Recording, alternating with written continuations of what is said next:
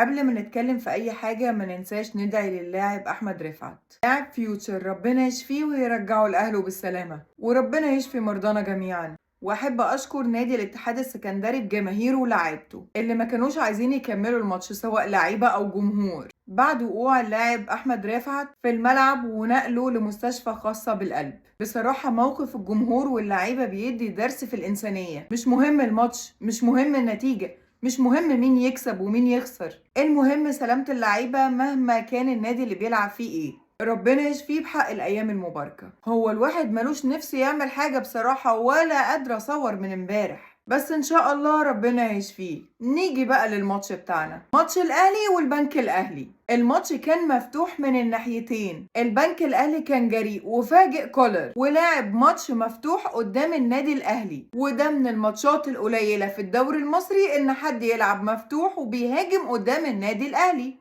الكابتن طارق مصطفى ما كانش خايف ولعب لعب هجومي وعرف يسيطر على الماتش، حتى لما النادي الأهلي كان بيتقدم بجون بيعرف يلم نفسه ويلم الدنيا وبيعرف يتعادل. وده مش اتعادل وبس، ده كسب الاهلي كمان وكسب ال3 بونت. نيجي بقى للنادي الاهلي. اولا التشكيل، عمر كمال ما بيلعبش في مركزه ليه؟ بتلعبه مساك وهو باك يمين اصلا؟ ليه بنألف يا كولر؟ ده خلى شكل الدفاع وحش جدا، وهو ورامي ربيعة ما كانوش متفاهمين مع بعض. كانت النتيجة ايه بقى؟ كانت النتيجة ان دخل في النادي الاهلي 4 تجوان. 4 تجوان في ماتش واحد، ده كتير قوي بصراحة. نيجي بقى لنص الملعب، كان كويس نوعا ما، بس امام عاشور ما كانش مركز وبيباصي جامد كده بغشومية، معرفش ليه، مع انك الماتش اللي فات كنت كويس وواخد مان اوف ذا ماتش وكمان واخد دفعة معنوية كبيرة سواء من النادي الاهلي او سواء من جماهيره او واخد جايزة كبيرة. ليه مش مركز يا امام؟ اما الهجوم كان كويس الى حد ما، بس بصراحة كريم فؤاد ما جاش النهاردة،